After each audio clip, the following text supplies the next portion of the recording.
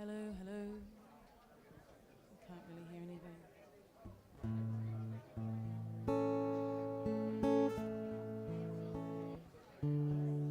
Do you guys want to come? The children want to come up?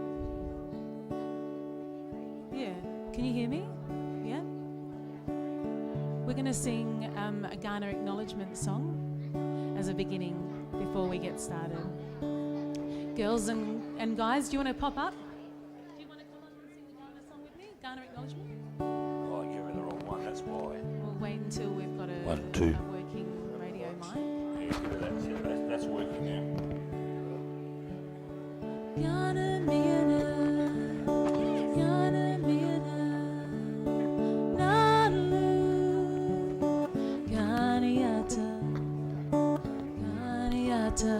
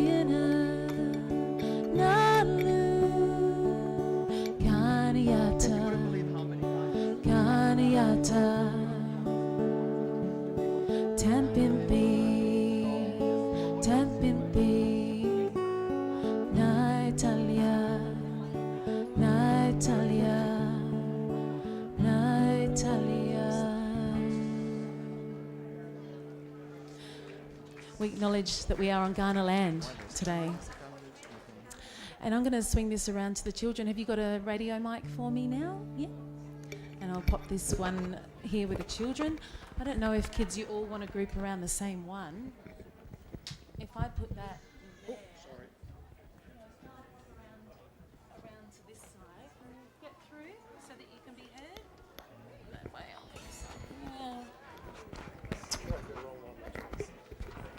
All right. That should be on. Okay. Are you ready?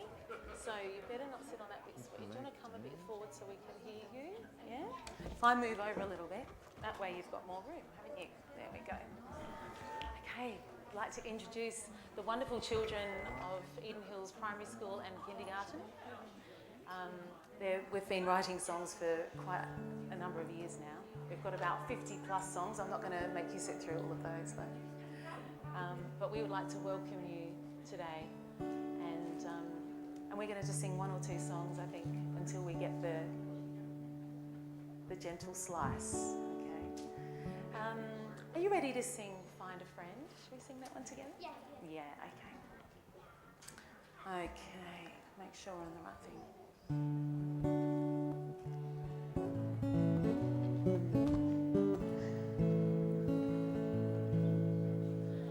If you're feeling lonely and your head is down, find a person to play. Help someone put their lunchbox away, if they can't reach, find a friend today. Find a friend today. If someone is playing all by themselves, you can go up to them.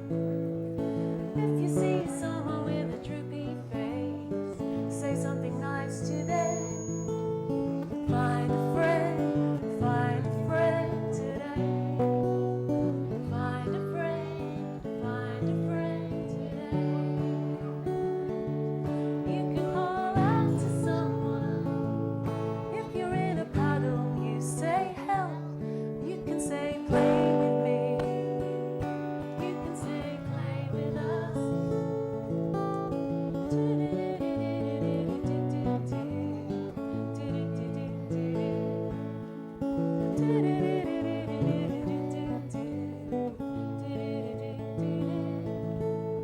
Find a friend today.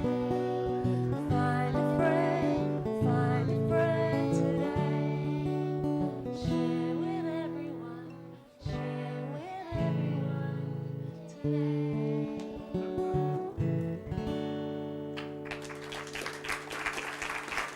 Well done, everyone. What do you want to sing next? How many would you like? The blackout song? Okay, they want to sing the blackout song. This is when there was a blackout, quite a significant one, a few years ago now. And at Kindy we wondered why there was a blackout. And there were lots of questions around what could have happened, and this is the song that came out of that. It turned out, as you'll hear when you get to the third verse, what actually did happen. It's very dramatic.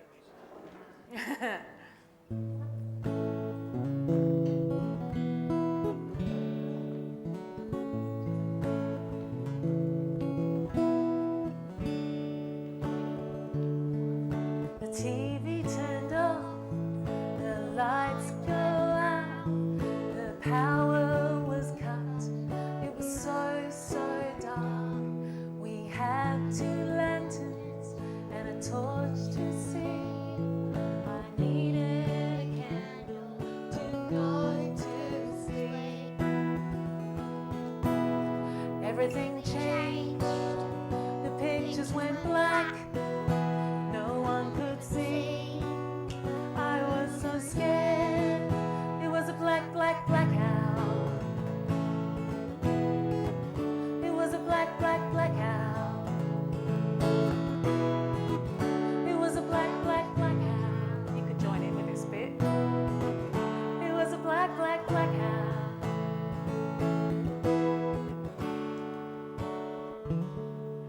Maybe a bird with sharp claws landed on the wire and ripped the power. Maybe a tree fell down in a storm and ripped the power line, and the light was gone. Plausible. Everything changed. The pictures went black. No one could see. I was so scared. It was a blackout. It was a blackout. It was a blackout.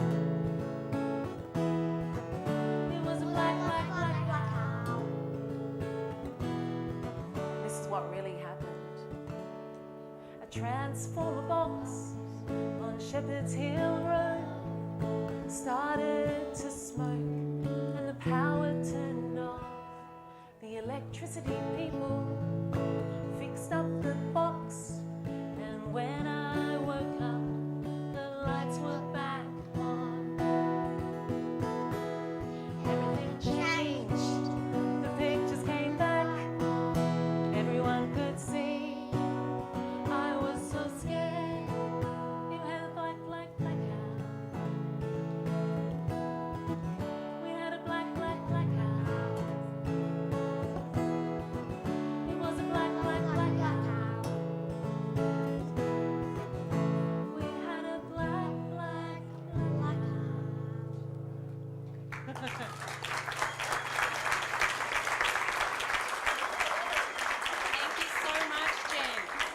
very welcome. Can everybody hear me okay? I want to thank you, Jen and the kindergarten kids. We are going to hear another song in just a moment. But first of all, I'd just like to say a very big welcome. Thank you so much for making it to this event. It's a really important event today, and it's so fantastic to have you here.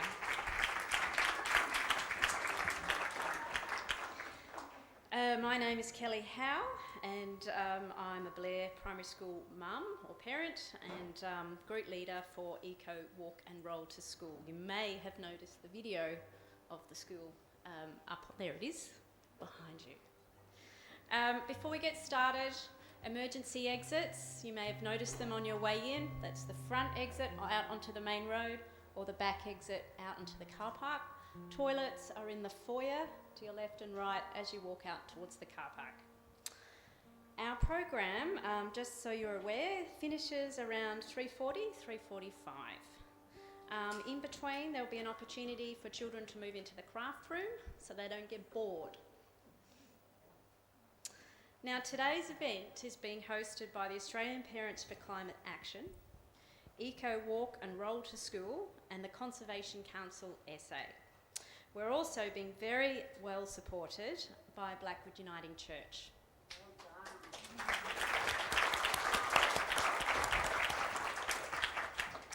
Today would not be possible without our candidates.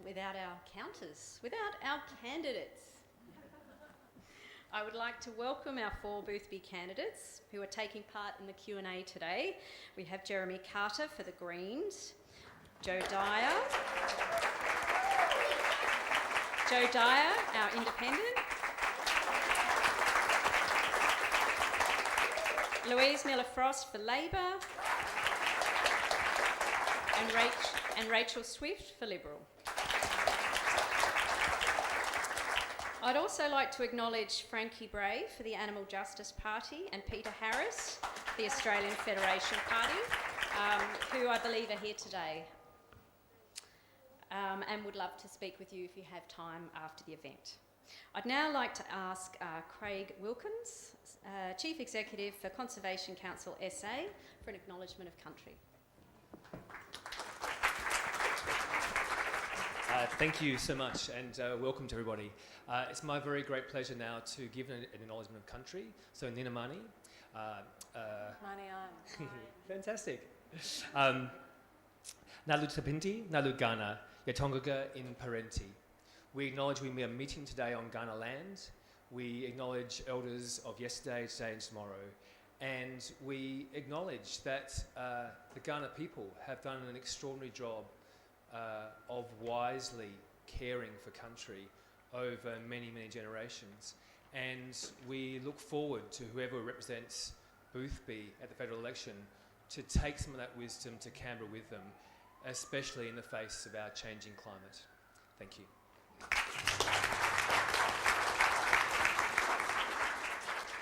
Okay, everyone, we're back up. Okay, now we're going to have 2 more songs from our very special Jen Lush and the Eden Hills Kindergarten Kids. Give them a hand.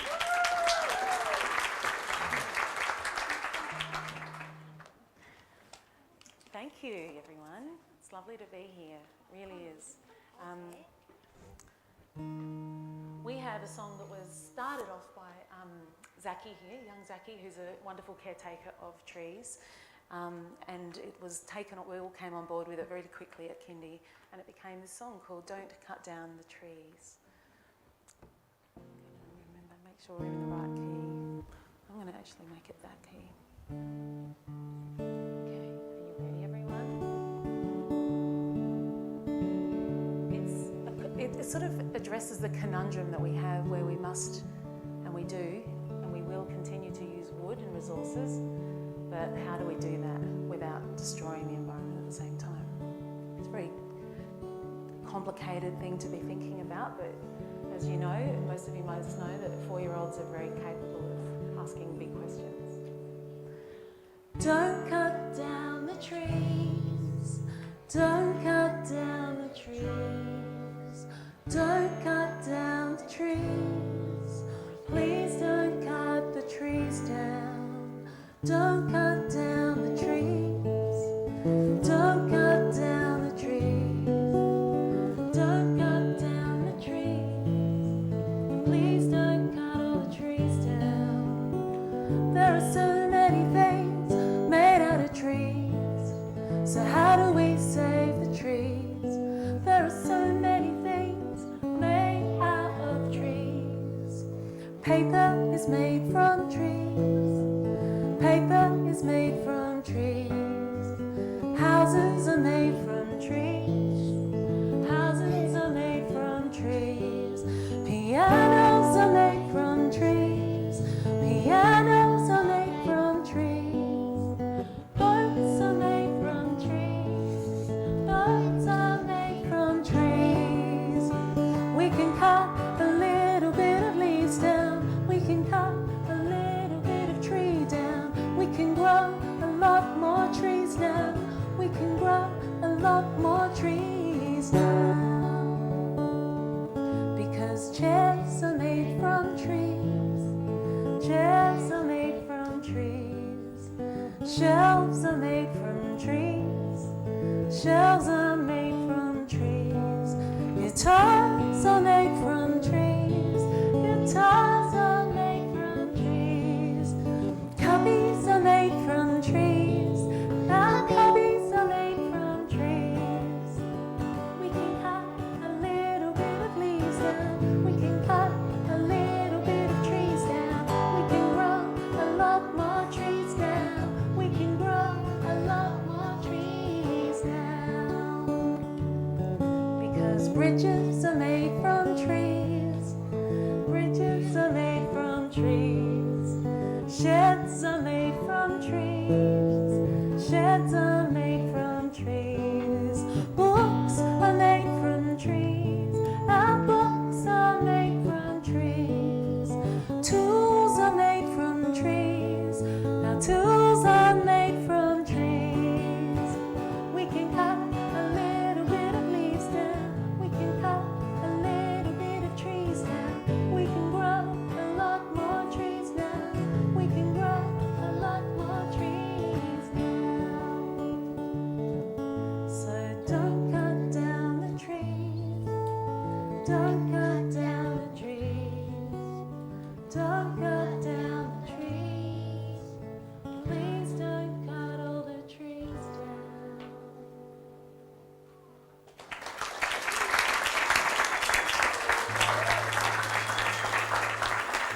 We've got time for one more. We've got a very quick one for you. This is called Resting Tree. We're on a tree theme. It's easy to have a tree theme when we live in such a tree-lined place. The kids always respond to the environment that they're in, and this is very fortunate that we have such a beautiful space to be in.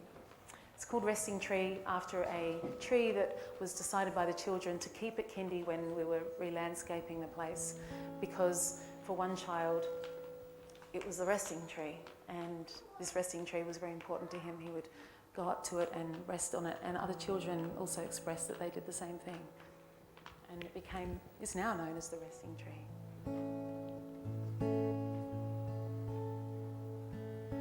Resting trees' branches are very soft. They're so soft you can lay down on them.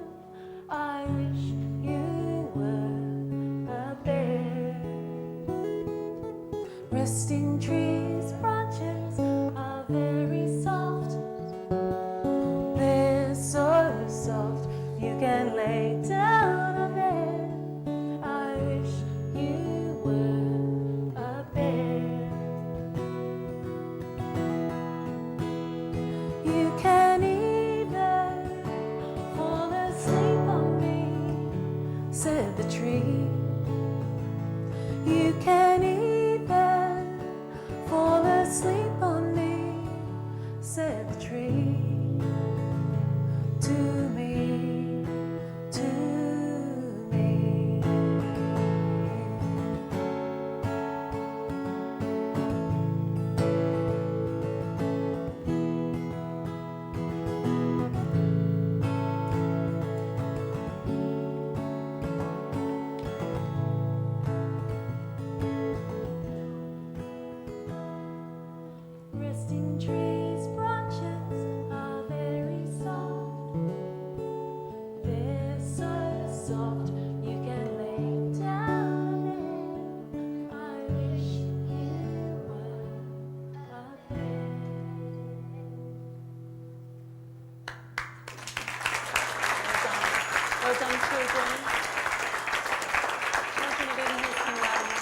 Can I just say that they do write all the words and the melodies themselves, and I just facilitate.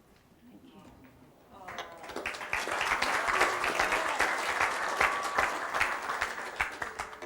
Okay, it's time for us to get off. I think you're going to come and sit. Where do we go? All right, thank you Back over so here. much. Now, Back guess to mums and what? dads. The creche craft room is open. There are some amazing crafts out there to do. So anyone who would like to go out to the craft room, there will always be a parent, Andrea, wave your hand, who can bring you back to your parent at any time, okay? So that will be supervised. Excuse me, is it? At the same time, could I ask the candidates to come up onto this stage?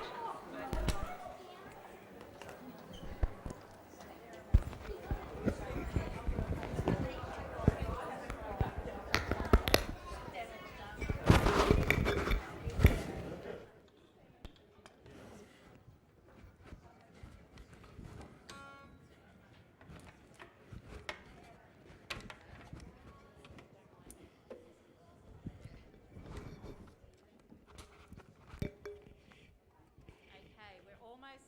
Take this off for a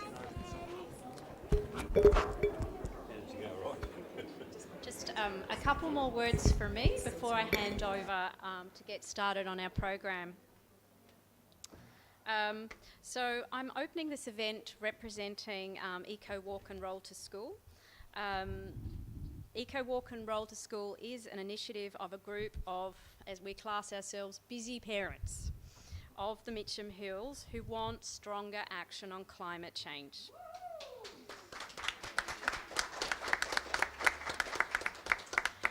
Before starting this initiative, I would talk to parents on the street and at school who I knew cared about climate change, and it seemed like they thought it was too late. They were starting to give up. And it leaves them without hope, and their children, I feel, disempowered.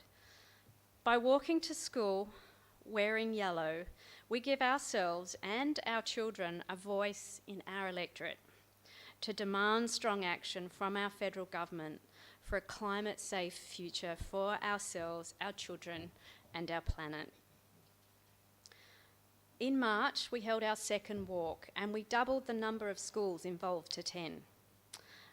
We had photos and videos that sent a powerful message to the PM.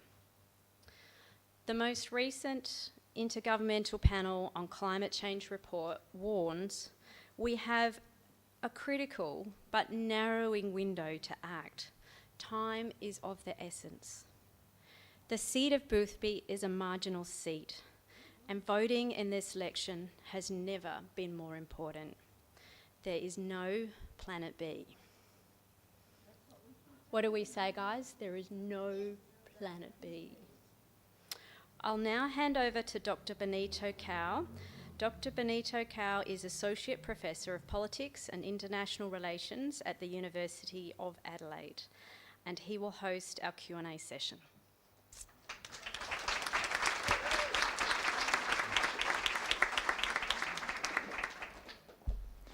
Good afternoon, and welcome once again to the Boothby Candidates Forum. Before we hear from the candidates, let me explain the structure and the basic rules of the forum. These rules are important for all of us to make the most of this event and to be as fair as possible to all the candidates. The most important rule to remember is that this is not a debate. This is a forum in which the candidates have the opportunity to present their policies to address climate change. So I ask everyone to listen to their statements without interruptions. This is not the moment to show your support or rejection of any of the candidates. That moment will be at the ballot box. Once I finish this introduction, each candidate will have 2 minutes to make an opening statement addressing the question, why are they standing as a candidate? And if elected, what do they hope to achieve? The order of the opening statements have been decided by draw that took place earlier today. Following the opening statements, there will be 3 questions from the organizers read out by children. Once these questions have been answered, I will ask the candidates questions obtained from participants who have emailed their questions to the organizers. Each candidate will have 2 minutes to address each question, with a gentle warning bell with 20 seconds to go to wrap up their answers. The bell will ring vigorously if they are still going on after 2 minutes. And I actually have a nuclear option that I hope I don't need to use, which is a cowbell. So 2 minutes, please.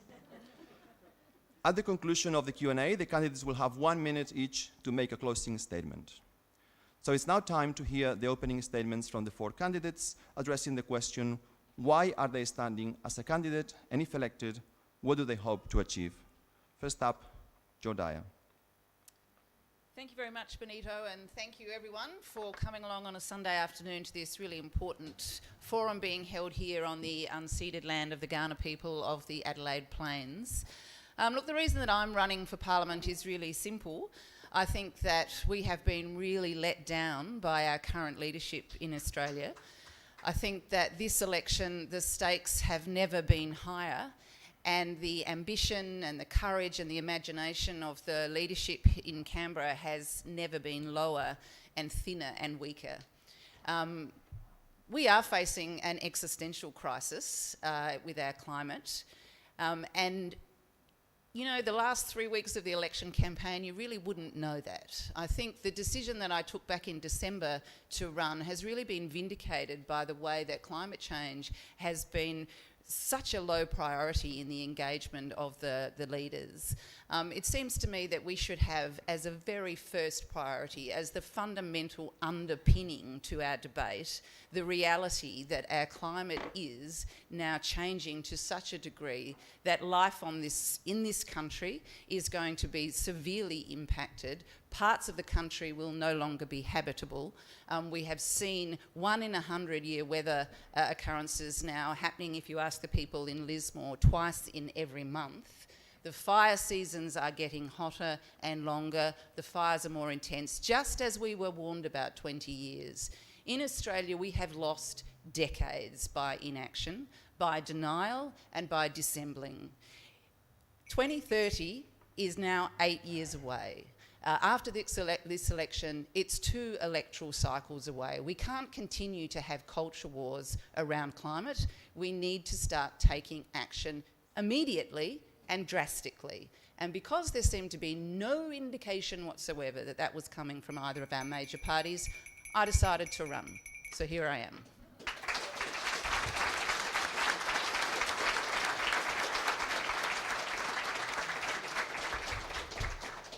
Next up, Rachel. I'm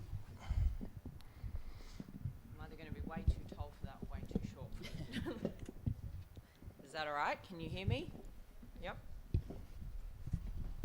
So thank you, Benito, and thank you. I think the original question came from Zara, why am I running? Well, look, I'm running because I think we need more scientists, more people who've studied and worked on the environment, and more people who've run health systems that serve millions of people in our federal parliament, because I think the challenges that we're going to face as a nation are going to be things like climate change. They're going to be about how we deliver healthcare with an ageing population and health costs growing faster than GDP. My background, I studied science. I then studied environmental studies. I then went and worked for CSIRO on carbon soil capture. I then went to Oxford, did my DPhil in clinical medicine as a Rhodes Scholar, and then went to Africa and faced down an Ebola epidemic where the best case scenario was a mortality rate of 60%. So I understand how to think about problems that deliver for whole countries and, in fact, the planet. The second thing I think we need to have is people who've got real, tangible international experience and proven ability to get policy through in the most complex political environments on the planet. I was part of the UN leadership team that got the first ever health mission and the fastest mission in UN history through the UN Security Council. I have proven ability to get complicated policy done which actually saves people's lives. I think the other reason that I'd like to be in federal parliament is one of the things that's shaped my entire career is my volunteer work and my service back to the community, whether that's being in the CFS, whether that's being on the board of the local school, whether that's being on the board of the GP training organisation, making sure we've got more rural doctors. Giving back to my community has shaped every part of my career, and serving the people of Boothby would be no different.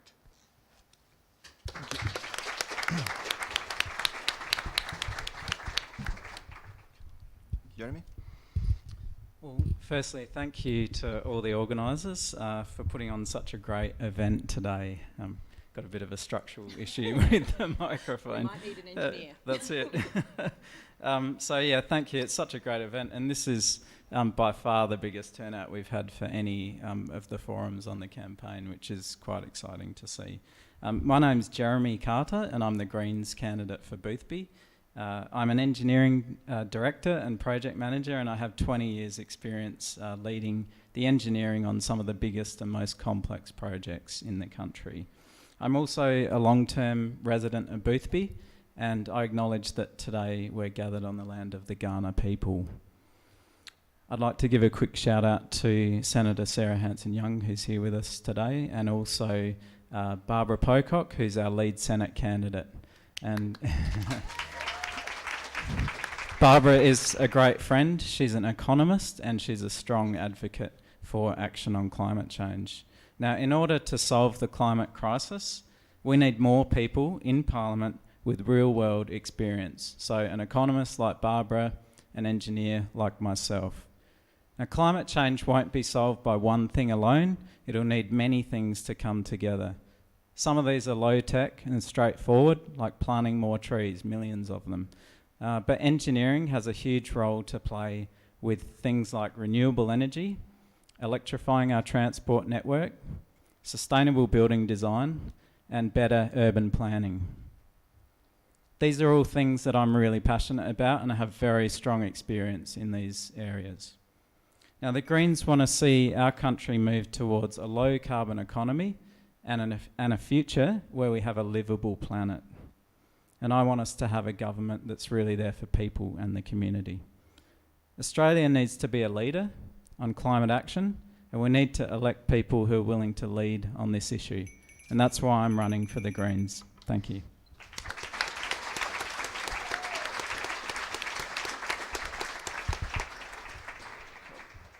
Louise. Hi everyone, I'm Louise Miller-Frost. I'm the Labor candidate for Boothby. I'd also like to acknowledge we're meeting on the lands of the Kaurna people, and I pay my respects to any Kaurna people or other First Nations people might be here today. So my background is running health services across South Australia. I worked in local government for a number of years, including bushfire risk management through City of Burnside. And then I worked for Catherine House as the CEO, running homelessness services for women experiencing homelessness and domestic violence and mental health issues. And then I worked for Vinnie's, running Vinnie services, including both retail and support services for people experiencing homelessness, food insecurity and poverty during COVID. Which was a scary and fascinating experience, and felt extremely worthwhile to be able to deliver to people experiencing difficulty across South Australia in such an absolute unprecedented crisis. So in the middle of last year, I was busily delivering these services, and I was getting more and more frustrated at what I was seeing from our federal government. So this was before our federal government had not committed to 2050, and I think we all know 2050 is way too late. Scott Morrison was not going to go to Glasgow until Prince Charles shamed him into doing so. And I was just getting more and more frustrated between that and the constant scandals, the misuse of government money, the way women were being treated in Parliament House, scandal after scandal after scandal, week after week, and it just went away. So I decided that I would run because I think we need a federal ICAC. I think we need urgent climate action, and we have a 2030 target for the Labor Party. Should we be elected, we have plans which have been released that we can actually reach that target. I'll leave it there because I can hear the bell. Not the cowbell yet.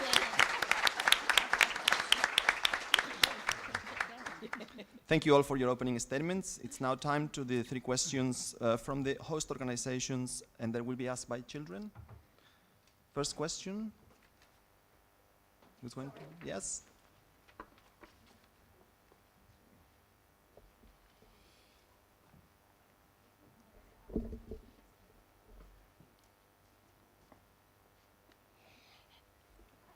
What 2030 emissions reduction target does your party support and why? How will you achieve this?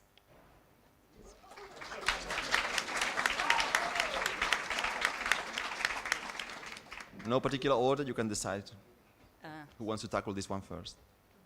Oh, well, I'll jump in, and then, because I'm not a party, so I can say what I like, really. Look, I think we need a very ambitious target. When I first started researching in this area, I was sort of going for about 60%, because that seemed to match our key allies, and that we needed to be, really joining the community of international nations coming together to solve this at a global level. But increasingly, actually, when you look at the science, which is radically what I think we should be doing, and developing evidence-based policy, not policy that aligns perhaps with what our donors would prefer or our ideological allies would prefer, but actually what the science tells us is required, and that's about a target of 75%. We need to start from that point and then work back, not develop some policies and see where that takes us. There's lots of different ways that this can be done. The first thing, obviously, that we need to look at is our energy and the way that we generate that. We need to decarbonise our economy. We need a moratorium on all new gas and oil extraction. There's about 130 odd applications for new mines and extensions of mines currently before our various governments. None. I mean, that radical organisation, the International Energy Agency globally, that's what they tell us needs to happen, that we have to move away from carbon-based electricity generation and energy generation and into electricity powered by renewables. The really interesting thing about a lot of these areas, transport is the next major emitter. That can be electrified. The interesting thing is that we actually know how to solve these problems. They're all there. They've been laid out for us in many different areas and fora and reports, and we're just not doing them. We're not implementing them. So let's embrace the solutions, which will give us hope, and move away from the known issues that are causing bigger issues for us as we move into the future. Thank you.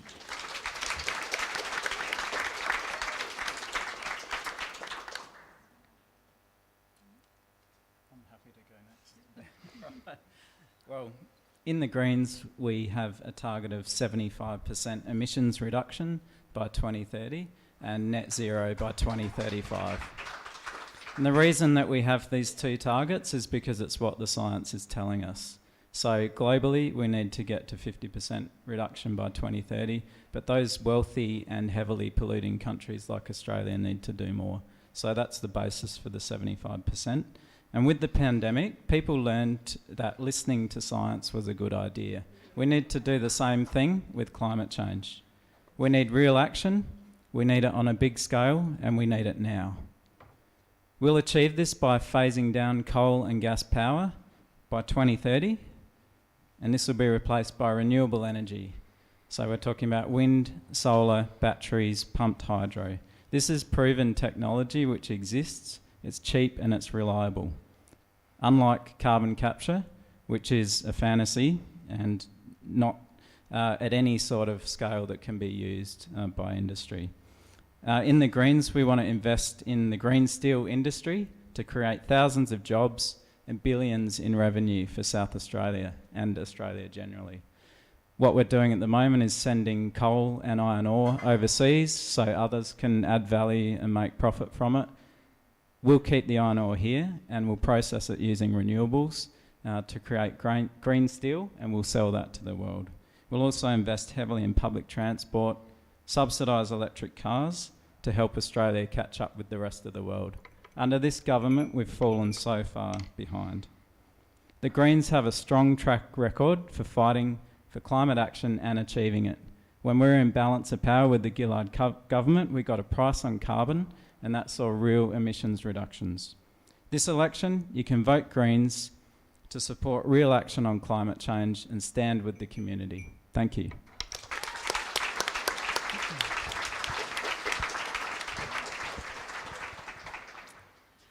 So Labor has we've definitely accepted net zero by 2050. We have a 43% target by 2030. I recognise that for many of you that doesn't seem strong enough, and I would say that we need to go as hard as possible. I'd also say unless we get a Labor government, nothing happens. So we are somewhat pragmatic in that we have to actually get elected in order to have some action. If we have another 3 years of a Liberal National Party government, we have another 3 years of complete inaction. So our number one priority has to be to change the government. We have policies that will actually get us to that 43%, so that number wasn't just a number we came up with. We have specific policies that were released in December. So we have investing renewables to make Australia a renewable energy superpower, upgrading the electricity grid to improve energy transmission, which is actually really important to be able to get renewables throughout the grid, making electrical vehicles cheaper through an EV discount, investing in green metals, steel and aluminium. And I can tell you, having been at a lunch where Sanjeev Gupta was speaking, industry's ready for it. They are absolutely ready for it. This will happen. We're rolling out 85 solar banks around Australia so to ensure more households can benefit from rooftop solar, whether they can afford it or not, and whether they can, if they're renters and they can't put solar on their roof. So this is a way of enabling people who are in different situations to be able to access solar. We're also installing 400 community batteries for the same reason, and we will get the Australian public service down to net zero by 2030.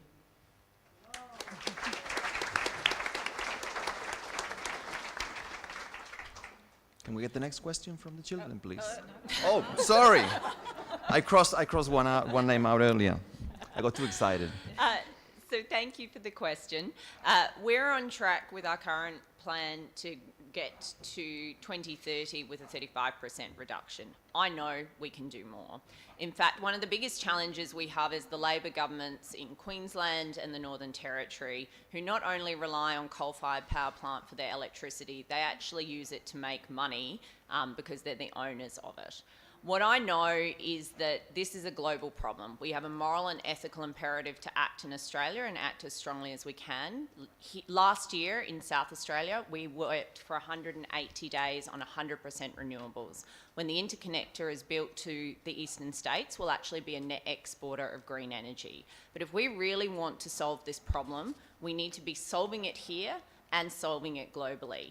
Because if we stop exports, which are $180 billion, and they fund our healthcare, our aged care, our education, our Medicare, our PBS, that's absolutely fine, but we need to recognise that other countries will step in. And nothing like the crisis in Ukraine and Russia has shown us what happens to countries like Germany and what they're able to do when they're held hostage for their power supply. So I think it's incredibly important that our solution relies on a net export of green energy. For me, one of the most promising areas is green hydrogen. Of the investments that the federal Liberal government has made, it's put $1.2 billion into green hydrogen, and that's critical because 3 countries on the planet are responsible for 50.25% of all emissions. And not only is that important for actually reducing carbon for our whole planet, because you're absolutely right, there's no planet B, we're in this together and we have to help other countries. The other thing that we've got to consider is the ethical component of this, because Prime Minister Modi said at GOP 26 that it would cost $1 trillion a year for them to go net zero by 2070. So if we're not helping countries like India go to green power, then we are not solving the problem.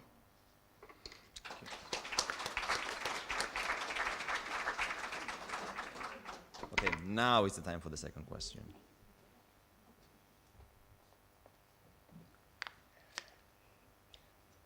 Will you or your party support new fossil fuel development, including gas in Australia, and why?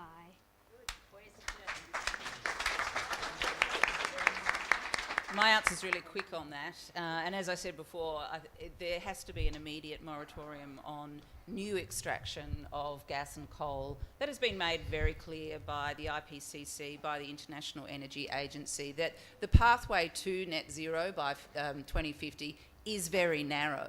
We can't afford any more cul-de-sacs. We can't afford any more detours. We can't afford to just stay still.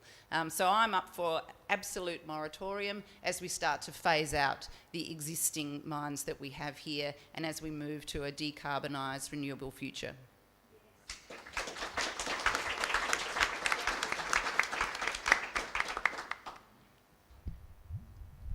Yep, I'll go next. I'm just going to try and sort this microphone out. It's not behaving. All right. In the Greens, we're proposing an immediate ban on any new coal, oil or gas projects. This is what the science is telling us we need to do. The two major parties take millions in donations from the coal and gas industry, and then the Liberal Party is giving $11 billion of your money every year to subsidise coal and gas. That's $11,000 million of money which belongs to all of us, and it's being given away to wealthy companies. Australia has the greatest renewable energy resources in the world, and investment in this area will transform our economy. It'll make our country a powerhouse in the global rush to clean energy. Rapid action on climate change means a stronger economy while protecting future generations from the worst effects of climate change. But instead, the Liberal Party are throwing this all away, risking our economy because their coal and gas donors are paying them to ignore what's best for our country and for our planet. They want to open 114 new coal and gas projects at a time when the world's moving towards clean energy. If this government is re-elected, we can expect a future where other countries put trade tariffs on us. There is international condemnation for what the Liberal government is doing to wreck global efforts on climate change. In the Greens, we want a ban on corporate donations, and we want a strong federal corruption commission to investigate politicians who are putting the interests of political donors ahead of the community that they are elected to represent. The Greens don't take corporate donations. That means we're here for you, the community, and we will always stand up for you and for the planet. Thank you.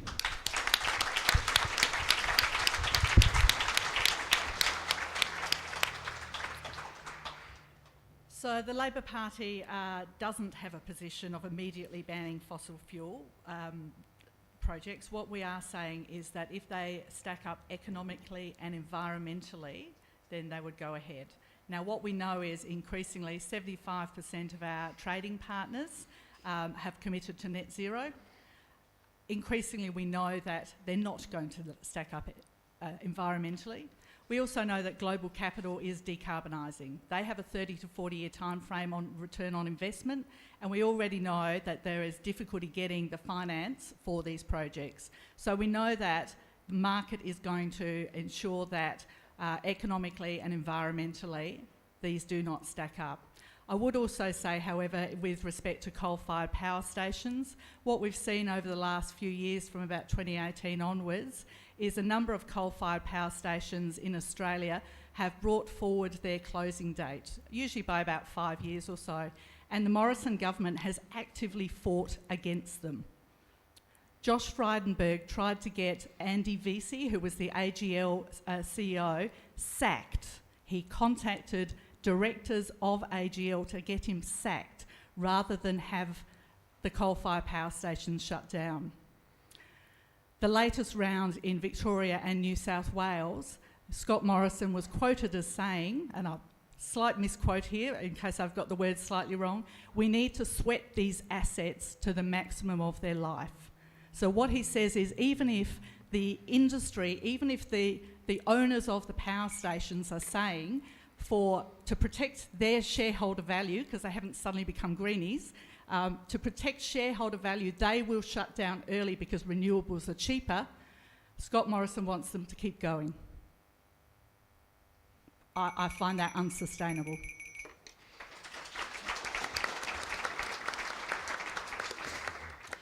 So look, the reality is people around the planet use coal and gas. I would like to see them move away from that quickly. The only way they can move away from that is if we can provide alternative sources of green power that are affordable. And that's really what a global solution to a global problem looks like. So the Liberal government's committed to making solar 70% cheaper, down from $45 per megawatt hour to $15 per megawatt hour. We've also committed to a price target for hydrogen beneath $2 per kilo, because we know that that is the price point at which people in developing countries and large nations can actually uptake alternative sources of green power. We've invested $40 billion in renewable energy sources in Australia since 2017. We need to have solutions that go global. Otherwise, we are actually not even scratching the surface of the problem. So what I'm offering people who support me is someone who has the science, who has advocated strongly for policy on an international stage and delivered it, to advocate strongly for Australia to actually capitalise on the surplus of renewable power, be that solar and wind, translate that into green hydrogen and other renewable energy sources that can be exported so that we can plug the gap in our own domestic exports, which is what funds services in this country, but that we actually take an ethical position on the millions, in fact billions of people around the world who are in power poverty. Because if we can't make renewable energy affordable, then we're being very selfish as a nation.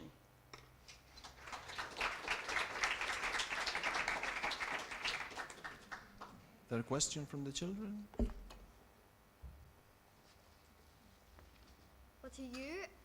What are you or your party's commitments to helping us adapt to minimise rather than enhance the impacts of climate change?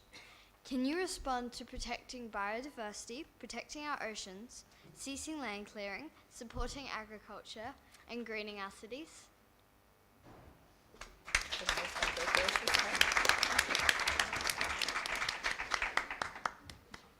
All right. We're going to mix it up. Yeah, we'll mix it up, yes. Keep you all on your toes. Okay, so yes, look, fantastic question. We are already seeing the impacts of climate change, and I'm sure I don't need to tell anyone here that. So Labor will look at reforming the environmental protection laws to ensure that they're fit for purpose to arrest environmental decline and restore environmental health. We'll take the failed emergency response fund, which has seen next to no funding for actual projects being delivered and has gathered more in interest rates, so it's about $4.8 billion at the moment, to use for projects that deliver resilience for future emergencies. We will invest to protect the Great Barrier Reef. We've got $200 million for our Urban Rivers and Catchments program, which is about replanting wetlands, replanting biodiversity corridors and protecting those environments that our threatened native species struggle to live in our increasingly overdeveloped cities. We will deliver on the Murray-Darling Basin Plan. We have a 5-point plan to deliver on that, which includes South Australia getting the 450 gigalitres that were promised to us a number of years ago. What else? Look, that's probably a summary of what we've got at the moment, but really we are very focused on ensuring not only that we're addressing climate change, but we're actually addressing the biodiversity issues, the extinctions. We know that we are the fastest mammal extinctions in the world. These are things that we need to address if we value the community that we live in and the country we live in.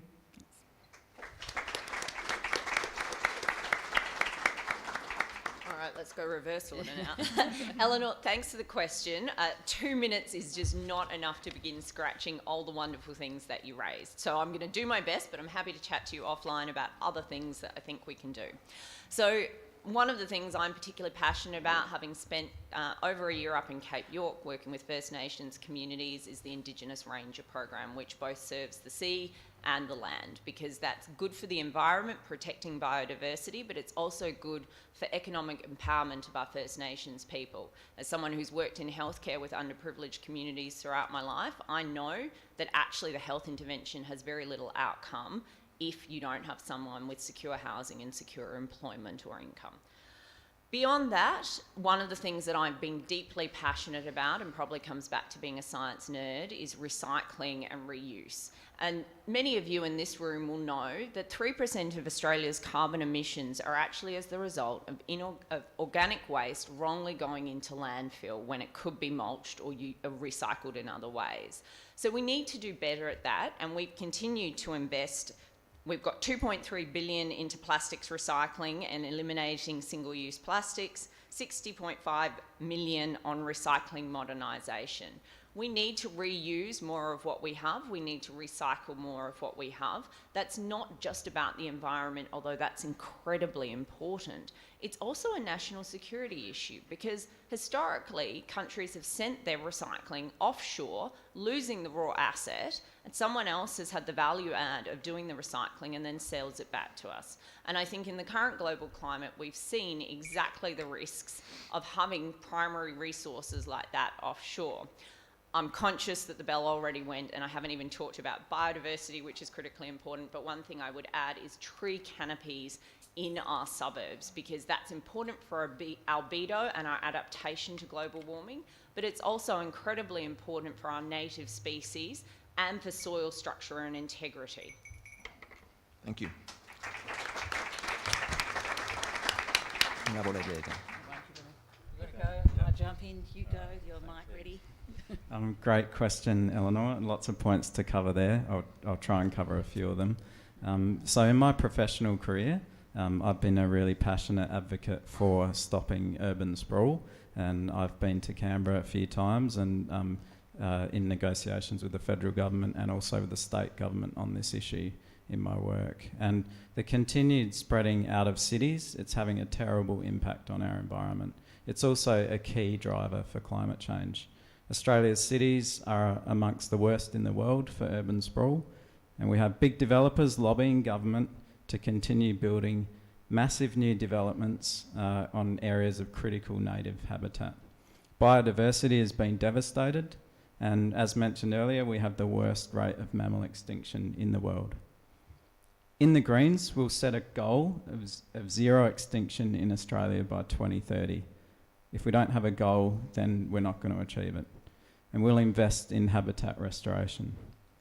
We'll make a major investment in order to plant 2 billion trees by 2030 to establish green space in our cities and restore natural habitat for our animals. And with more trees, we'll not only tackle climate change directly by sequestering carbon, pulling carbon dioxide out of the air, but we'll also directly cool the areas where we live by providing more shade. And this is a mitigation against the effects of climate change. Now, these programs, they must be led by the knowledge of First Nations people. So in the Greens, we'll invest more than 700 million to increase funding for the Indigenous Ranger program. It's critical that we protect the Bight from oil and gas drilling and save the Murray by restoring and protecting environmental flows. We must strengthen our environmental protection laws.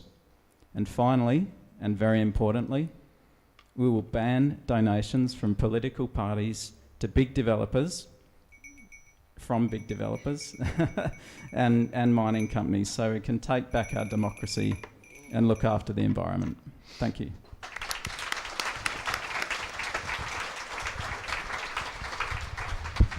Now I'm having the same microphone issues as Jeremy. Thank you very much for that question. I think the thing about the loss of biodiversity, it's happening for two reasons. It's happening because of the big picture effects of climate change, so that our oceans are warming and thus not sustaining the life that used to be there. But it's happening for also policy decisions that are being taken at the national level. And that includes things like, dramatic land clearing for agricultural purposes. It includes the destruction of habitats for, as Jeremy says, for urban sprawl, so that our country is no longer able to sustain the life of our wonderful array of fauna that we have here. So we need to stop that sort of activity, and we need to do that immediately again. The Murray-Darling Basin is just a really fundamental part of our environment generally, and the way that we have just treated that with such disdain as an economic resource rather than the lifeblood of our nation, That has to stop immediately too. It does require national leadership, which is what has been so lacking at every step of the way as we try and tackle climate. I mean, we've seen just recently new appointments to the Murray-Darling Basin at both an executive level and at the chair at a governance level, of people whose backgrounds are at a CEO level in agriculture. You know, I think we've all read that terrible letter that was written out that Sarah Hanson-Young actually highlighted, where the new CEO, all he did was talk about what a wonderful resource in his first all-staff memo as he took up his position, was what a wonderful resource it could be for our farmers. He talked about his agricultural background, and we know that it is the extraction of water upstream which is causing so many problems for us here downstream. So there's choices which are being made by our government at the moment which are causing the problems that we're experiencing. We can change those choices if we change our government, and we hold an incoming minority Labor government to account with a very strong independent crossbench.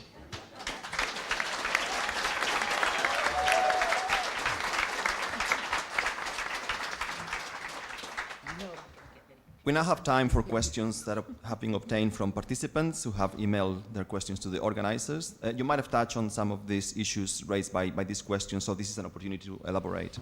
The first question reads as follows. Climate action can be exciting and brings benefits for us all. What initiatives or ideas are you most excited to see rolled out across Australia in the next 3 years? Who's going to jump in? All right. Look, with my background working with underprivileged communities across South Australia, I'm actually really excited about solar banks and community batteries.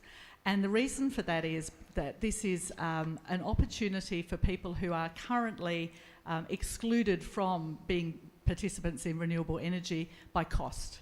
So somebody who can't afford to have solar panels on their roof, somebody who's renting, somebody who's at a ground floor unit and there's a unit above them, so they don't have access to roof, will be able to access solar energy through solar banks and also through the community batteries. But also people who have solar panels on their roofs but can't afford a house battery will also be able to use the community battery. So for me, this is not only a really important renewable energy resource and a way of addressing emissions and driving down power prices, it's also an equity issue. And I think that's really important for us to be able to make access to renewables not something that you need to be wealthy or privileged for, but is something that somebody who is renting or can't afford these things can also access and use to reduce their carbon footprint.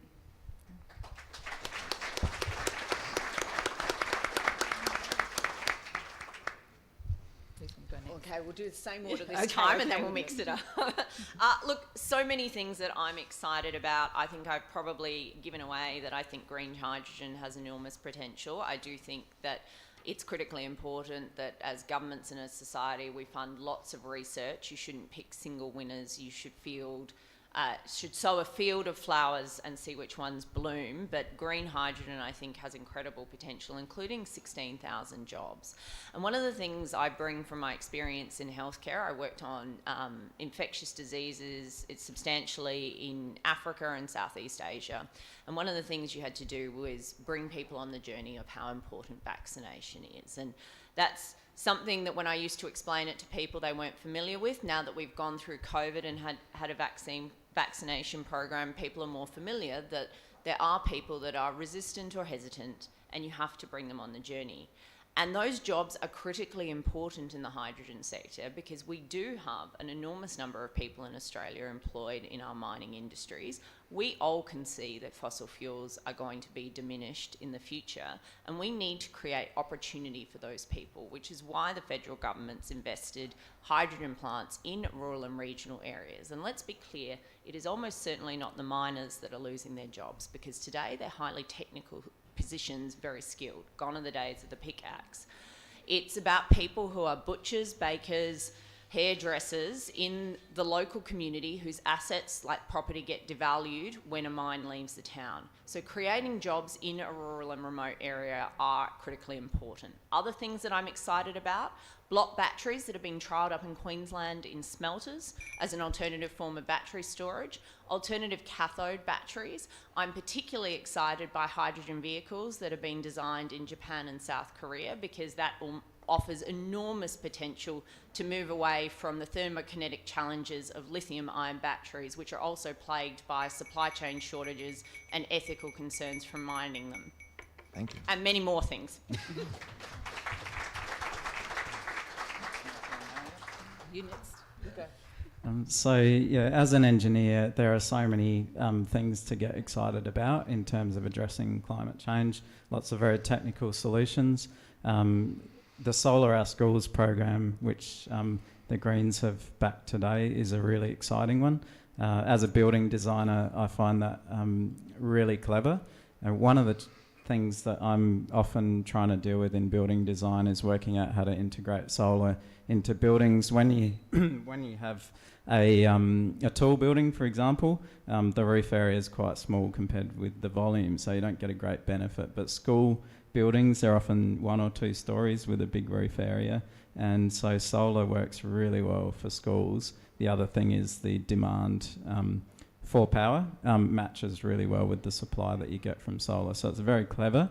It's going to save schools money, and it's going to be great for the environment. So I'm excited about that one. I'm really excited about green steel in Australia. Again, as an engineer, one of the things I try to do with building design is minimise the amount of concrete.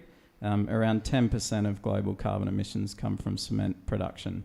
So trying to reduce the amount of concrete in our buildings is really important. That means using steel, and we need to find ways to make steel cleaner and greener, and that's what green steel promises. Using renewable energy, electric arc furnaces instead of the old approach of using blast furnaces. If we can do that here in Australia, instead of sending our iron ore and coal overseas to be used by others to add value and make profit, we can do that here, create thousands of jobs, bring billions of dollars in, and also improve our national security by having that capability in Australia. Thank you.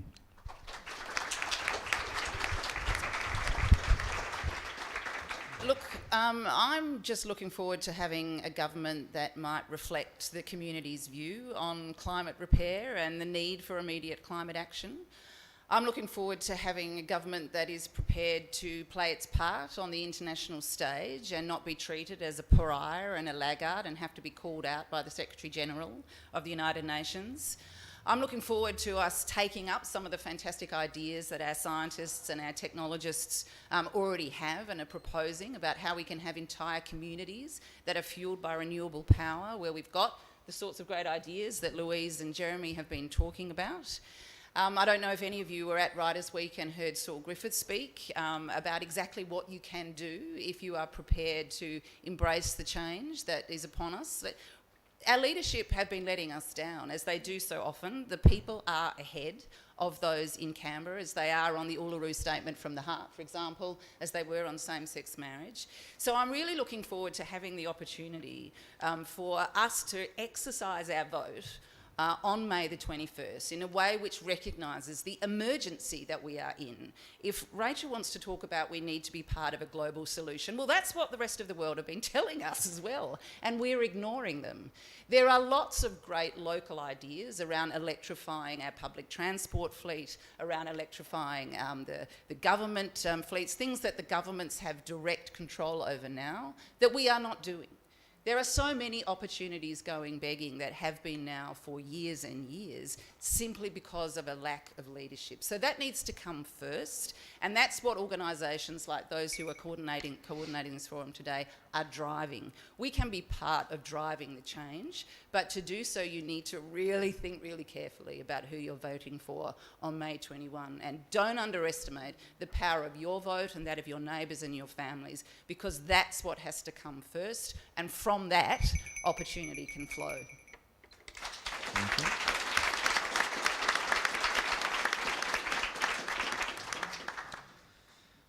The next question reads, how do you intend to ramp up the transition to electric vehicles, including provisions for funding for public transport and infrastructure?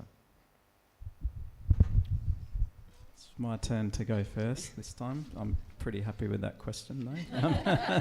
So yeah, as an engineering director, I've led the work on some big infrastructure projects around the country, and in the last 5 years I've been pretty proud to be working on the Sydney Metro project, which is a huge expansion of Sydney's underground train system. Now this is an amazing project, but the vast majority of transport spending in Australia goes to roads investment. This is especially the case in South Australia. So successive federal governments have failed to understand that we can't fix road transport by building bigger roads. We need investment in public transport, in cycling and walking infrastructure. This gives people options which suit them, and it frees up the roads for those who need them. So in the Greens, we're committed to a $25 billion increase in investment for public transport nationally, and this is obviously intended to be electric and powered by a grid that is 100% renewable. A $250 million investment annually to make cycling and walking safer and more accessible, and we will invest $1.2 billion to support electric vehicle manufacturing to start up here in Australia. We'll subsidise electric vehicle purchases by $10,000 per purchase if it's an overseas model, up to $15,000 if it's an Australian-made car. For many people, this will be enough to get them over the line to buy an electric car because they're too expensive for most people at the moment. And we'll expand the charging network for electric cars across the country to better support long-distance drivers. So we need many solutions to solve the climate crisis, and electric cars and public transport are two parts of the solution. We need people in the Parliament who understand the engineering and who understand infrastructure. Thank you.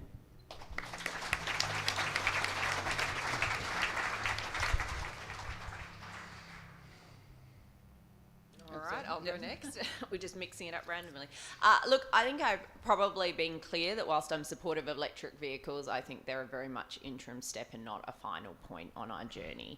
I think it's clear to anyone from a science background the thermokinetics of a lithium-ion battery don't work particularly well. I think they're a great step and we should encourage them as an interim step, but I also think we need to be investing in what the future model after that is going to look like, because these are long-term solutions we need to deliver.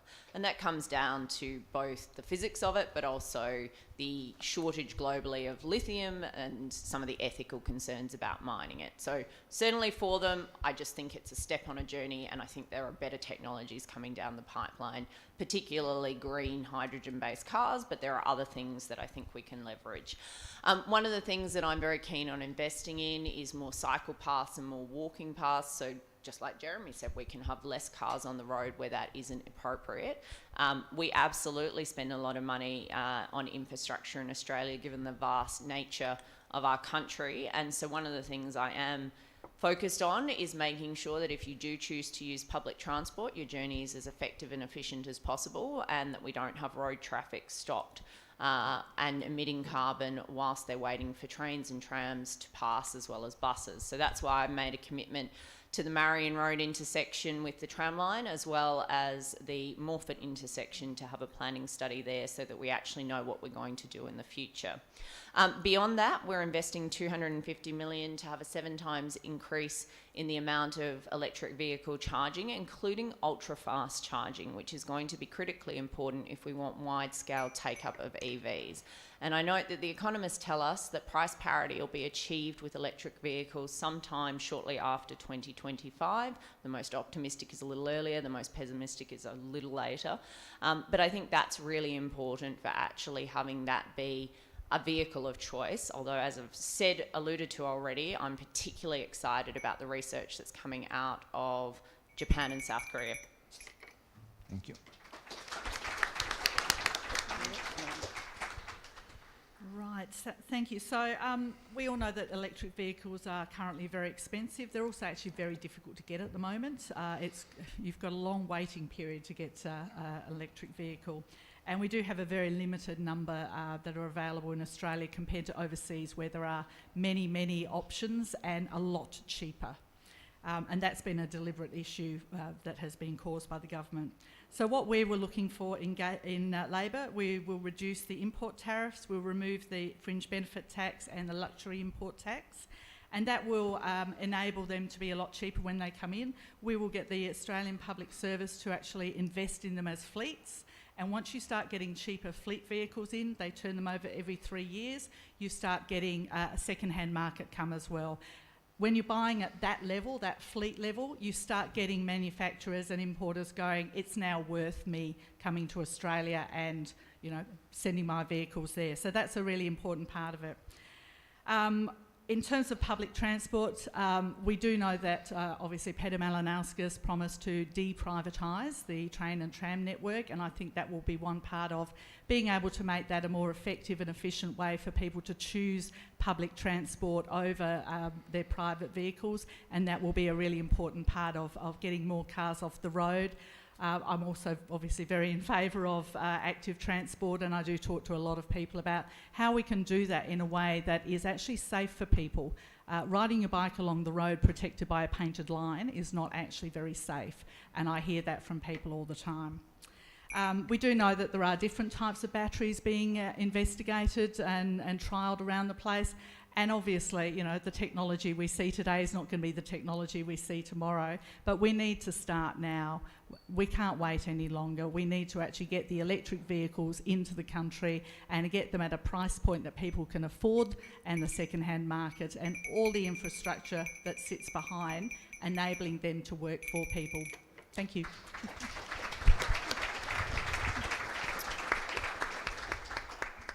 Yes, I think we definitely need a lot more investment in the infrastructure here in Australia, perhaps not so much in the commuter car parks in marginal seats that don't have train stations, and a bit more in the infrastructure than can support electric vehicles. What has happened in the last few generations of electric vehicles is that most owners are charging them at home. So where we need the infrastructure of charging stations is actually for those longer distances, and that's where we need to have them rolled out. We also do need, as Louise has alluded to as well, the price of electric vehicles to come down so that they are more affordable. That can be done in a couple of ways, having more come into the country. Part of the reason that we don't have as many, and there are such long waiting periods here, is that the suppliers don't see us as a viable market because our fuel emission standards in our cars and on our fuel is still much higher than the rest of the world. So there isn't that demand-driven, the demand isn't there driving it. So we need to look at subsidies, I believe, just as we did for solar panels. There is a higher upfront cost for cars that then is saved over the lifetime of the car. So we need to ensure that everybody has access to that, and that can be done via direct subsidy, or it can be done through tax credits as well. I do agree with Jeremy that, you know, this obsession that Australia has about roads does mean that cars are always our first mode of transport of choice for over 80% of the population. We can try and change that through greater investment in public transport, powered by renewable sources.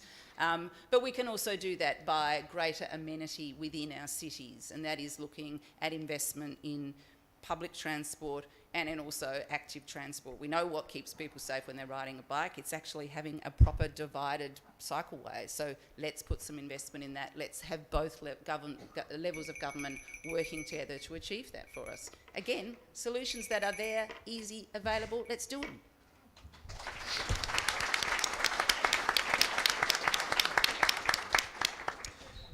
Covered everyone, yeah. So the next question reads, the government has sought to cut funding to the Clean Energy Finance Corporation, Australian Renewable Energy Agency, and the Clean Energy Regulator by $700 million per year across the next 3 years. Do you think this is a good idea in the current climate? Pardon the pun. Okay. Well, I'm happy to go since that's about the current government. It was Labor that blocked the $1.29 billion of funding for ARENA. So that's the legislation that we wanted as a government to put through. We've also got a proposed $1.5 billion for the CFC fund. Look, I'm a big proponent in us funding organisations that are separate to government to actually support how we transition to green energy. But look, I think it's overwhelmingly clear that if we're going to be blocked by Labor and the Greens, then their intention is not about actually delivering an outcome. No, you go on, Jeremy. So the Clean Energy Finance Corporation and the Australian Renewable Energy Agency, ARENA, they were established when Greens had balance of power with Labor. We obviously support them. Currently, again, I will say that the government that we have at present is giving $11 billion a year in subsidies to the coal and gas industry, and that money should be going to other things: health, education, aged care, and renewable energy, public transport. That's $11,000 million a year going to subsidise coal and gas. As long as we have a party that is receiving money from the coal and gas industry, millions of dollars every year, we cannot trust them to take sensible action on climate that we need to have a safe planet and to have a future.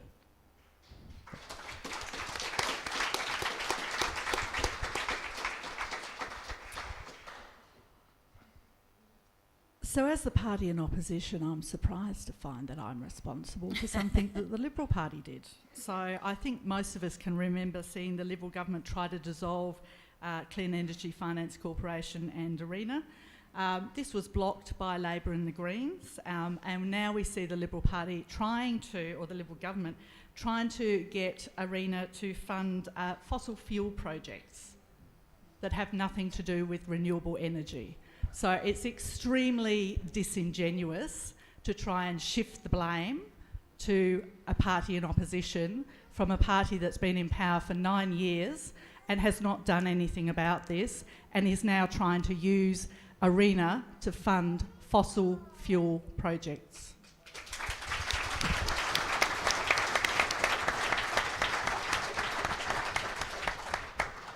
Yes, I think I'm in furious agreement with Louise and Jeremy on these points. We know that it was this government that tried to abolish them, and when they failed that, they've tried to use them and divert the money so that they continue to support fossil fuels. And not only that, but that they invest again heavily in the fantasy that is carbon capture. It's just a PR kind of greenwashing activity that is seized upon by this government. If you have someone like Angus Taylor driving your energy policy, it's not going to embrace renewables. We need to make sure that these organisations are well funded and that they can have integrity behind them. Integrity is just missing in so much of what this government does, which is why we need to get their dirty mitts off it, and we need to ensure that there is arm's distance between them and money that should be going into our renewables. That's what I would support. As Jeremy says, there's $11.6 billion currently being used to subsidise the fossil fuel industry.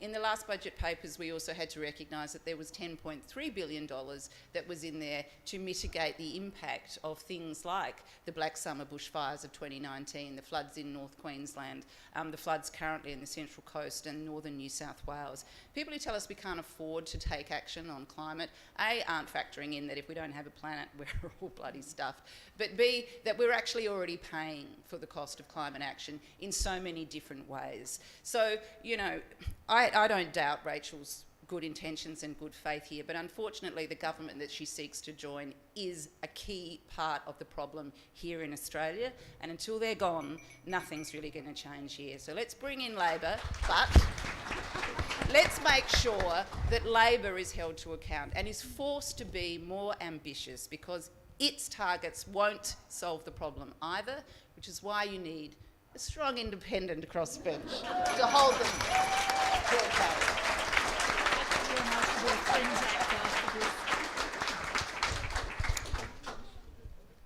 The next question reads as follows. Climate change is an environmental issue, but it is also a health issue and a social justice issue. How would you work to protect human health and ensure social equity in light of the climate crisis? Divvy it up. I'll go first. Yeah. Yeah, one of the, well, I suppose the reason I came to politics was social justice, and I think that's the case for so many of us in the Greens. One of the really unfair things about climate change is it's going to most adversely affect those who are least responsible for causing it, and that's those in developing countries. And we are likely to see more refugees as a result of climate change, and I hope that we'll have a government that will show more compassion for refugees. That's another reason many of us have joined the Greens on that issue. So taking action on climate change absolutely is a social justice issue, and it's a matter of fairness. We need to take swift action so that those in the world who are in developing countries don't have the situation made even worse by climate change. And I think it's pretty clear that we need to act swiftly to prevent that. And I think it's been particularly poor the way that we've treated our friends in the Pacific Islands. Peter Dutton laughing about their predicament and just unlucky to be caught on a microphone making what he thought was a pretty funny joke. And it's not surprising that those people are now looking to other countries for leadership rather than Australia. So hopefully we can repair that situation, and we can be a country that leads on climate change and actually shows respect for others in the process. Thank you.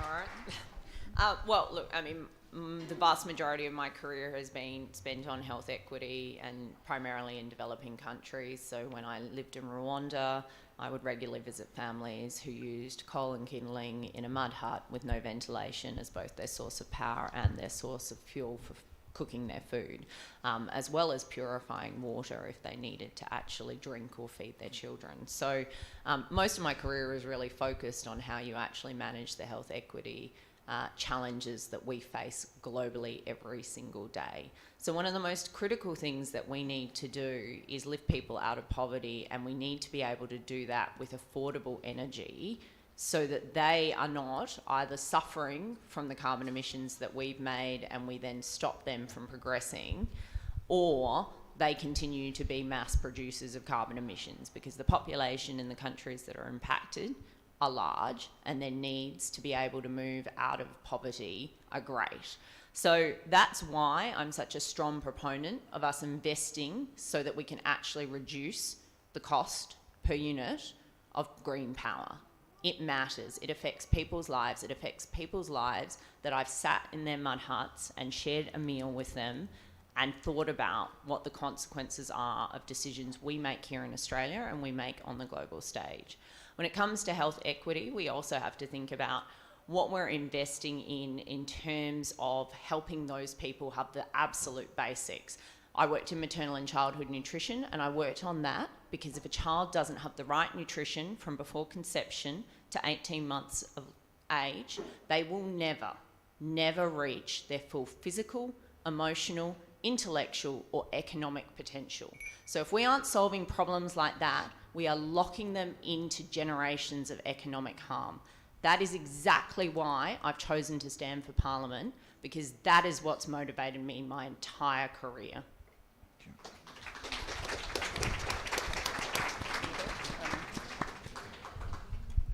So, yeah, climate change is absolutely a health issue and an equity issue. The health issues are, you know, I'm sure I'm not telling anyone in this room what we don't already know, but increasing tropical diseases down into the cooler areas. We've already had Japanese encephalitis down here. We can expect things like Ross River fever, those sorts of things, dengue fever, to start coming down as we get increased heat and increased humidity. Heat in itself is a health issue. The humidity makes it worse. I was part of the 2009 heatwave response here in South Australia. We were going out to people who were in largely housing trust houses, very poor quality stock, and they were hot boxes. And by the time we get out there with an ambulance, they would be so delirious that they'd finally thought, oh, I I will afford to put the power on, I will afford to put my air conditioner on, and we'd find they'd accidentally put the heater on. And that was not a one-off, that was multiple people. They were so hot, they were trying not to put the air conditioner on because they couldn't afford it, and they got so hot they got delirious and didn't know what they were doing. So it's absolutely a health issue. Bushfires, we know that one of the major things that happens after a bushfire is people with all sorts of lung issues from the smoke. And if you're actually in one of those areas, you might find that your mucus is sort of black. Sorry to be a bit gross here. It's a health issue in a whole range of ways across all of our community. So it's absolutely something we need to address from that side of things. I have already talked about some of the equity issues around solar banks and solar and community batteries, and how that will enable people to access renewables if they can't afford them. But I'd also say that our plan to address climate change creates 604,000 new jobs, the majority of them in the regions where we currently have the coal mines, etc. And that will help those people like the bakers and First cowbell. and reduce power bills. I think Joe got close earlier. I did. At least you wanted that one. Yeah, you did. You did. Look, there's a lot that I agree with, which has been said by Jeremy and by Louise there in relation to health. Look, I think one of the key issues is heat, as Louise alluded to. And that then, there's an intersection there with the neglect that we've had in our aged care systems as well, because it's often older Australians who experience that at its most extreme. And it can be also geographically remote Australians who experience it at the extreme. So these kind of compounding issues of neglect with our ageing population, and certainly with our remote Aboriginal population on country, these people are experiencing this in its most extreme forms. I do think we also have to look at the international equity and some of the things that Jeremy alluded to in relation to really the shameful neglect, there's that word again, of our relationships here in the Pacific and what that has meant from a national security point of view, but also from a moral and ethical point of view. We are not seen anymore, not as a leader, but even as a friend, and it's shameful, frankly.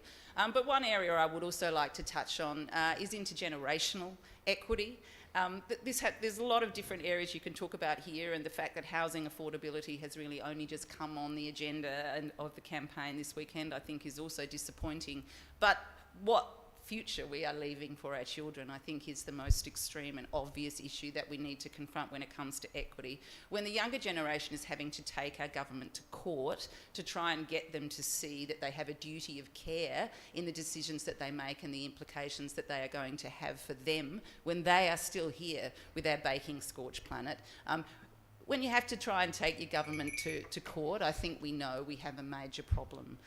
So there are a broad plethora of things that we can do, and it's so frustrating that time and time again you come back to saying, we know what needs to happen, and yet as a result of poor leadership, it's not happening. Let's make it happen after May 21.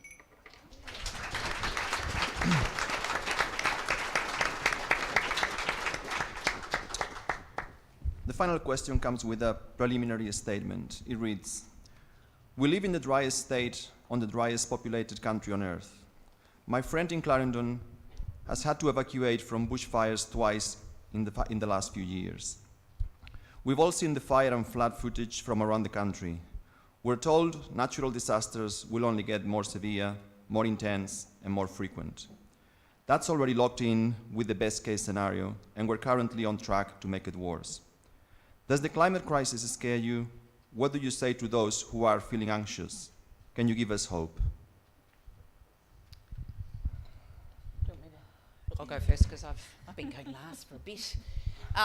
Look, it does scare me. I'm frankly terrified, and that's part of the reason why I'm running for office, because I think that the window is getting smaller and shorter.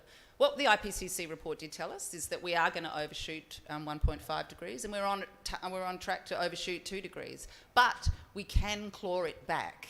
And this is why this election is so important. They said it's now or never. The current government is choosing never. It is choosing to continue to support its ideological allies over bolstering our future. So there is a cause for dismay, despair and fear, but what can give us hope is that we know what needs to be done, and there are vast communities here in Australia and around the world that want to do it, that know that we can regenerate, that know that the future can be ours again if we get out there and we seize it. You don't need to be told. You're here and you're parts of these wonderful organisations. But what we have to do is ensure that our leadership listens to us, and so that everything which is already fermenting at our community level kind of comes up, blooms up, let those 1,000 flowers bloom strongly and up, and push out of the way those people who are a hindrance to us implementing the policy choices that are there for the taking.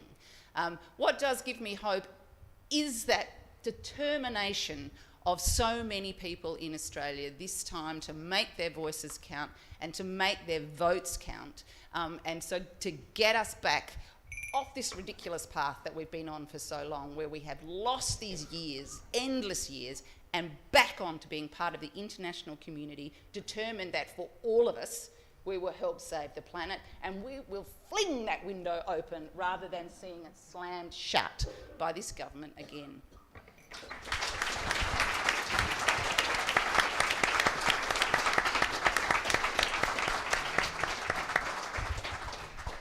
Yeah, I'm terrified. I think if you're not terrified, you probably haven't been paying attention or taking it seriously. This is one of the major reasons that I also came out gave up a full-time job that I love to come out and campaign, because I also believe we need to change this government. By the time we get through this election, 2030 is 7.5 years away. That is such a small time frame to change anything. And I get that that is terrifying, and I have young children. Well, sorry, my children are 22. That counts as young to me. So I count them as young, and I need to be able to tell them something. What gives me some hope is when I'm out there talking to business, when I'm talking to industry, when I see that the coal-fired power stations are trying to get out of it, when I see that global capital is trying to get out of carbon, I think there is hope.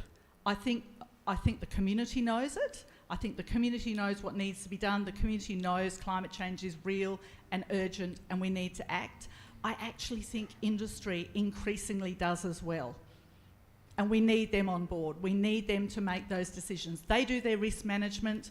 They know what their future is. They know about decarbonising. They know their markets are going to close. They know they have to change if they want to protect shareholder value. And if that's what it takes for them to be motivated, I'm good with that. Okay? They just need to be there and they need to be acting. So I think there is hope. What I would say to people who are looking for hope for themselves is, you guys are all out here. This is part of the solution. That conversation in the community, keeping it going, telling people, talking people, normalising it for those who are still not quite there. Be part of the solution, and that's what we all are here today for.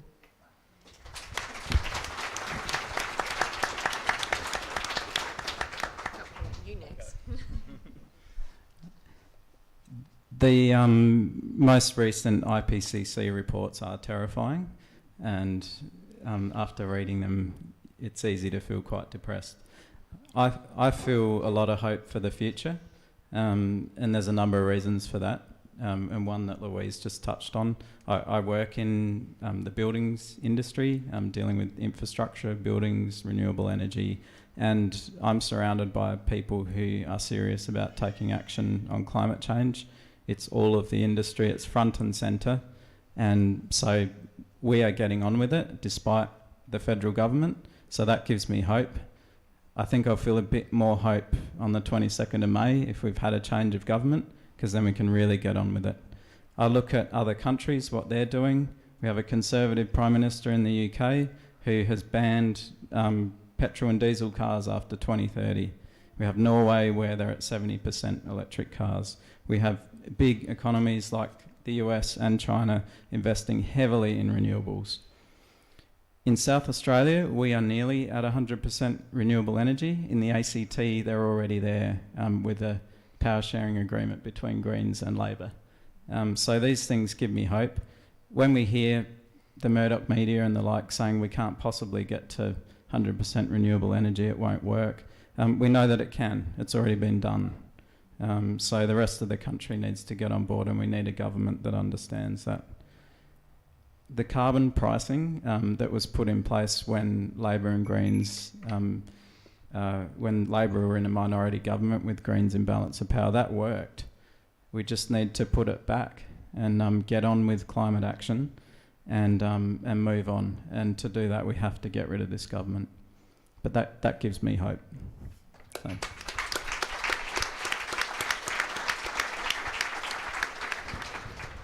Oh, look, the vast majority of my life has been spent dealing with crises, whether that was facing down Ebola in West Africa on the ground in conditions that, having lived and worked in Africa before that, even I couldn't have imagined, or whether that's standing on a fire ground as a member of the CFS staring down a bushfire. I know how to deal with crises, and I know how to deliver outcomes that actually have real impact and save lives. And that's what gives me hope, is the opportunity to bring those skills to our federal parliament, a proven ability to advocate for policies that I believe, and I've been very transparent with older people of Boothby about what's important to me. Climate is one of those things. Healthcare is another one of those things. And there are many others. I spent my childhood talking about the arid environment of South Australia because that's why my family came here. My father was a soil scientist. He worked on increasing carbon in the soil because carbon in the soil increases its water retention. So that's literally what I grew up talking about as a child, and I think about these things every day. I see enormous potential for us here in South Australia to have impact on the national stage if we have a strong representative in federal parliament. But even more importantly, when I think of the big challenges that are facing our planet, like climate change, like global health, I think about making sure that we have an international reach with our policies and we're actually able to deliver outcomes that don't only help the people here in South Australia, they don't only help all Australians, they actually help all people on our planet, because that is what good policy looks like.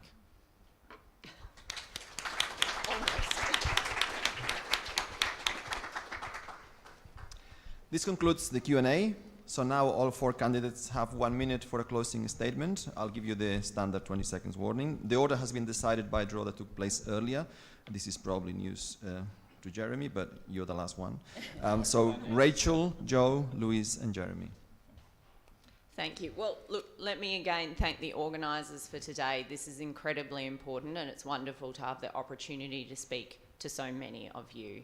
For me, what's important for your representative in Boothby is someone who can actually deliver outcomes, who can deliver action. I particularly enjoyed Jeremy's point about swift action on issues, because swift action is what you'll get from me. And I don't just talk the talk. I have literally walked the walk. I've gone into the most dangerous environments on our planet to do what is right, not just right for me, not just right for my local community, for the global community. And stopping an epidemic like Ebola from becoming a pandemic saved millions of lives. Climate action is important to me. I've been transparent and clear about that. And if you honour me with your vote, then I will be the strongest voice possible in Canberra for your views as the people of Boothby. Thank you.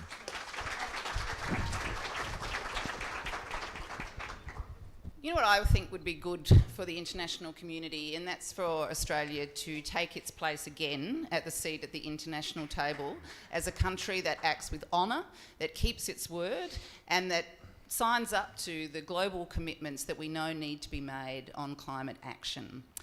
You know, as Louise says, 2030 is just a really short time away. I think for what I would like to say to you in this closing address is that let's put aside the Liberals and the Nationals, because we know they're not any good on this issue at all, and they've been a key part of the problem.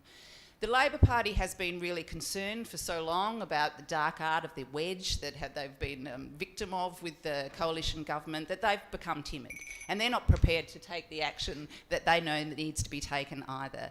If there is an independent crossbench, whether with the Greens or independents, holding them to account. We'll be saying 43% isn't good enough, and if you want our support in confidence of supply, you need to up that. You need to up the ante because time is running out.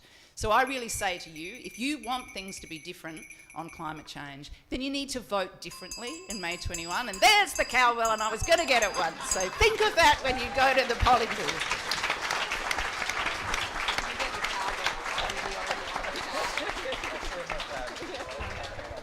Clearly Joe couldn't resist the challenge of the cowbell. So my appeal to you would be, we've really got two choices here. We continue with a Liberal National Party government. The other party that can form government is Labor. My biggest fear, and with all due respect to Joe and to Jeremy, my biggest fear is we will have so many independents and small parties that will end up with a Liberal National Party minority government. And we know they don't deal with independents. They don't deal with minor parties. They don't even deal with their own their own backbenchers who cross the floor. If we end up with a Liberal National Party government, we get more of the same. With all due respect to Rachel, we've heard from them that net zero has wiggle room.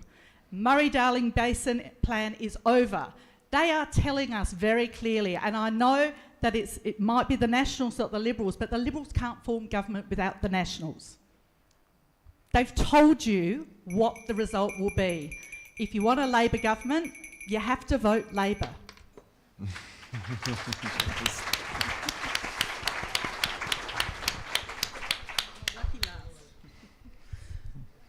The vast majority of Australians want real action on climate change. The consequences of delaying action will be catastrophic. The benefits to our country and to the world of acting quickly will be huge. The Morrison-Joyce government are wrecking global climate action and risking our economy by listening to their donors in the coal and gas industry instead of doing what's right for our country and for our planet. Australia has the highest carbon footprint per capita in the world. We are the third biggest exporter of fossil fuels. It is disingenuous and dishonest to say that what happens here doesn't make much difference in the world, because it does. And the election on May 21 makes a big difference globally. We'll only achieve real action on climate change with strong Greens representation in the Parliament. By voting Greens number 1 and putting Labor soon after, you can ensure that Barnaby Joyce, Scott Morrison and Peter Dutton are removed and send a strong message to the next government that we want real action on climate change. Thank you.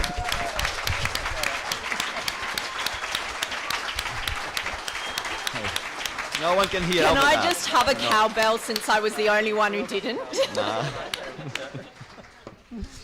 Thank you very much. I will now hand over to Adrienne Stoker, representing Australian Parents for Climate Action, to close our event. Thank you.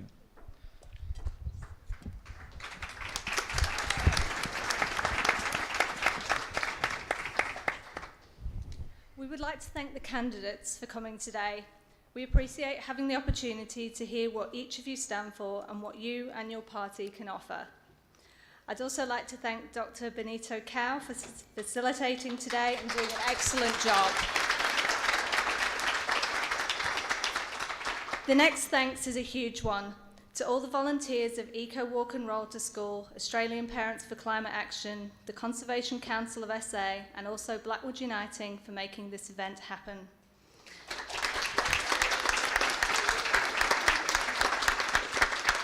They have worked so hard to make it possible for families to participate more actively in democracy, because we know that life is hectic for parents, but they want their kids to have a livable future.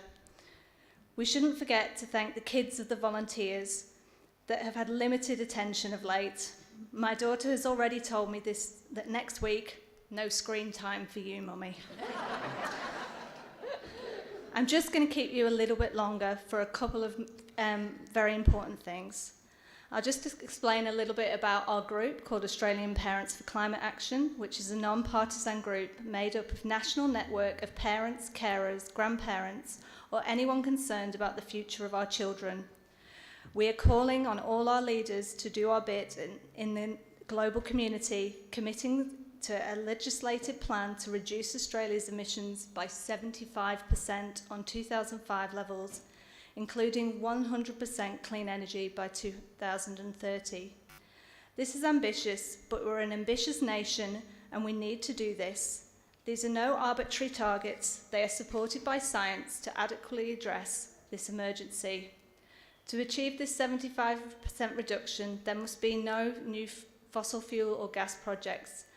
There is no need, as we transition quickly to renewables. South Australia has been leading the way in this for some time now. Australian Parents for Climate Action has been championing for this in a push for Solar Our Schools initiative, which asks federal and state governments to fund solar and batteries for every school and childcare centre in Australia, making them virtual power plants for the community. Since the release of the pledge, many candidates around Australia and across the political spectrum have signed up. Only a few weeks ago, we were delighted to have the candidates of Boothby listening. We would like to thank Joe Dyer, Independent, and Jeremy Carter from the Greens signing up a few weeks ago. We now have Frankie Bray from the Animal Justice Party. And, sorry, I've lost my place now. And today we had exciting news of also Labor, Louise Miller-Frost signing, and also Senator Sarah Hanson-Young from the Greens.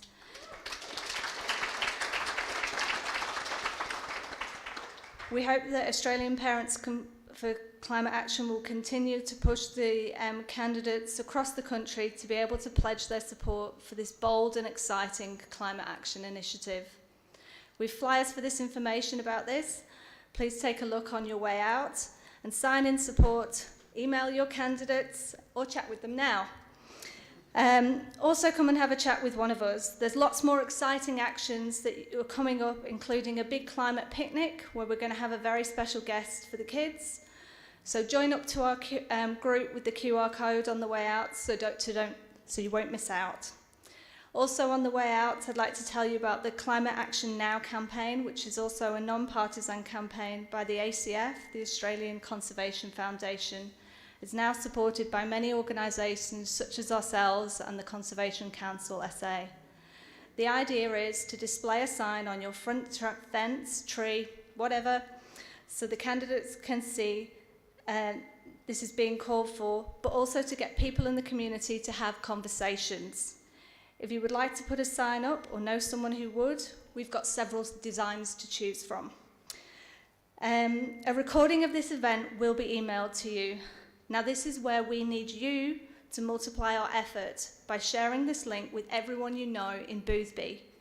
In the next 3 weeks, we ask you to have conversations about the exciting opportunities of climate action for our health, security and future prosperity. Talk with your friends and your colleagues at playgroup, at school, at work. Time is of the essence. Voting this election matters, and there is not another planet. Your being here today is so important. Thank you for coming.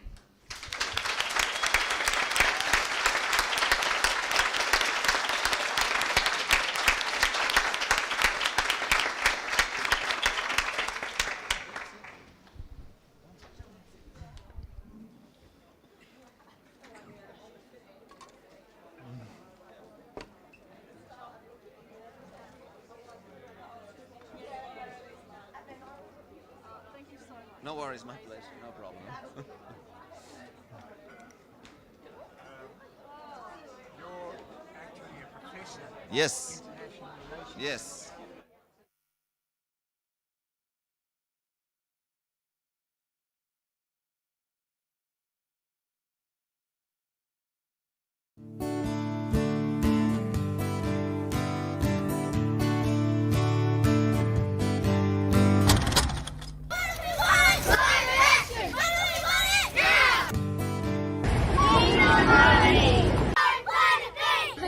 To do something about climate change. I don't want a bad future. What do we want? Climate action! When do we want it? Now! What do we want? Climate action! When do we want it? Now! We need more climate action.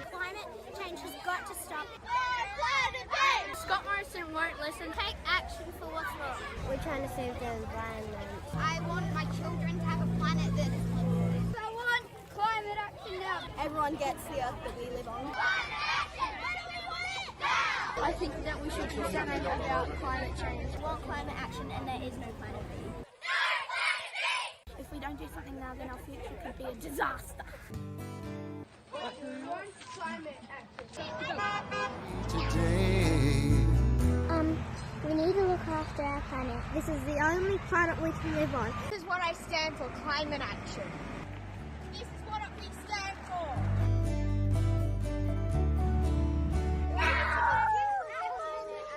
Pumping petrol gas. No more coal, no more oil. Keep that carbon in the soil. Keep the earth healthy for future generations. What do we want? Climate action. When do we want it? Now! Fossil fuels have to go. We should stop using too much coal. Use electric cars. When I'm old enough to vote, I probably wouldn't be able to see rhinoceroses.